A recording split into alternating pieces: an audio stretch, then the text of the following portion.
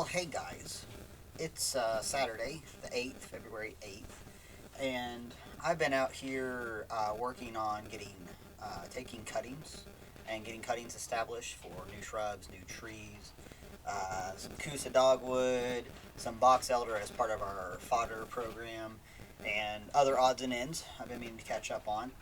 We are unseasonably warm, but dry until a couple of days from now. So I've just taken advantage of the good weather.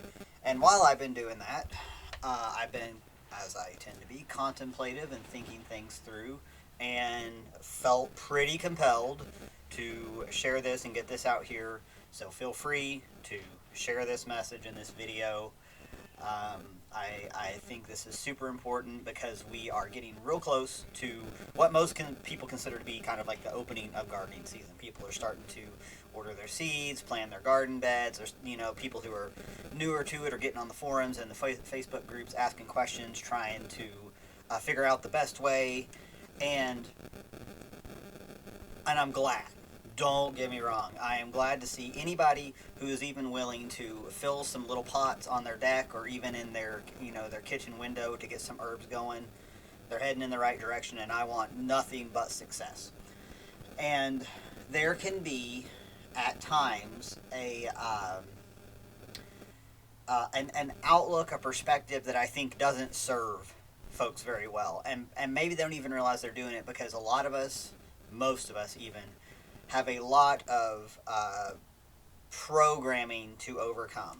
And I'll be the first to say I'm still working through mine. I'm still overcoming a certain mindset of we're engaging in a battle, right? Like we know the bugs are going to come in, and we know that the weeds are going to come in, and we're going to have this battle on our hands. And a lot of people are asking, like, how do I win the battle?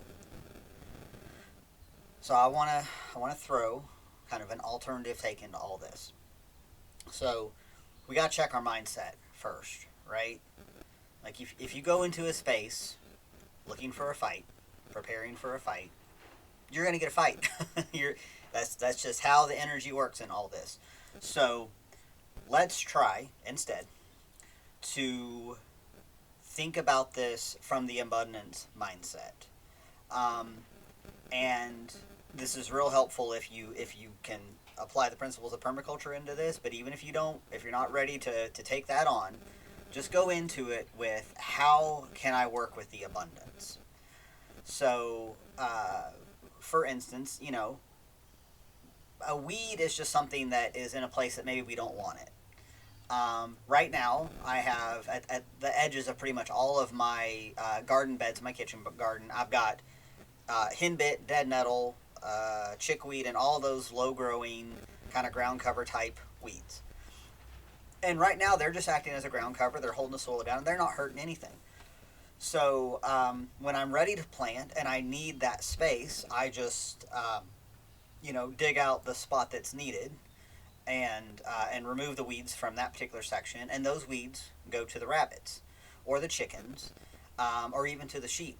Now, if you don't have any of those things to feed to, put them in your compost. At least take that step. So that weed is not a problem. It's actually serving a purpose. I just need to apply it in a different direction. So there's one perspective.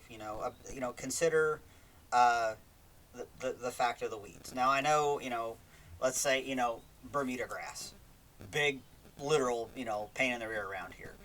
Very hard to weed out, very hard to eliminate, and there's some places where I just kind of frankly put up with it.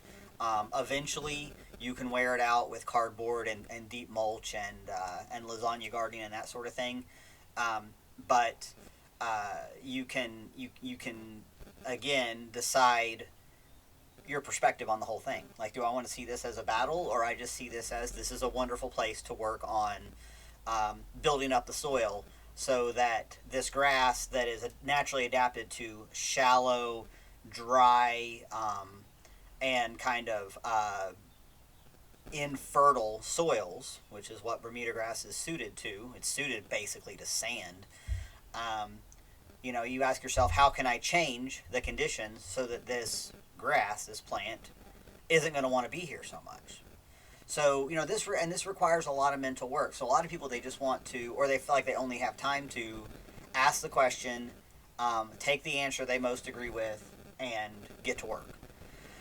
So just keep in mind, abundance is the rule. And on the broader perspective, humans, we are part of nature. We are a keystone species. We are supposed to be here. But I believe personally that we are here to work cooperatively with the natural world. We are the natural world. We need to see ourselves as part of that realm, as integrated within that realm, and not as a conqueror of the landscape. That's where I really deviate from that particular mindset.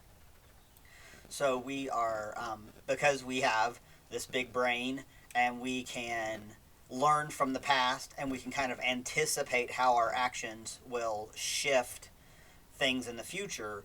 That is a wonderful tool set that we have as humans, and I think therefore we kind of have a responsibility to take the time to ask the deeper questions. Ask yourself what kind of mindset you have going into this season. Ask yourself how you can, how can I close the loop? How can I shift this circumstance into something better, where everybody wins, all the soil organism wins, the process of growing a plant that will provide sustenance for you, that will also feed the soil, that the waste stream from can be converted back into more fertility. Ask yourself how to achieve all of those things. I'm just kind of putting out a gentle reminder, because I'm always happy to see new people coming in, or people wanting to scale up their operations, and they're asking questions like, what's the best fertilizer? And my answer is, it's not fertilizer, it's compost. Make it as soon as you can. Make it on your own land. It's okay to start out with organic inputs, but try to think about how your land, whatever size you're working with. Keep in mind, I started way back with a balcony, and have scaled to a small urban homestead, and scaled to the larger area we're in now. But as soon as I could, I was making my own fertility from the at the site where everything was taking place. Because I think, I know that soil has an intelligence, and it does better when it is when you're creating a closed loop, and you're keeping as much as possible nutrient within your own little realm, little, big, or however size in between. I'm sure I'm going to be speaking about this more. It's really been on my mind quite a bit. Been kind of making a lot of mental notes, because I really want to help folks kind of shift away from kind of this consumerist mindset when it comes to producing your own food, and really get people to understand that you can have so much abundance, but you really have to address your way of thinking first. It's so important. It will save you so much frustration while also still learning. Let nature is always teaching us lessons. If we are paying attention, we will get almost immediate feedback on that kind of thing. So that's what I got for you guys on this Saturday. So reach out to me if I can help you with anything when it comes to planning your homestead, getting regenerative systems in place, and I'll be over at strongrootsresources@gmail.com, and we'll talk to you next time.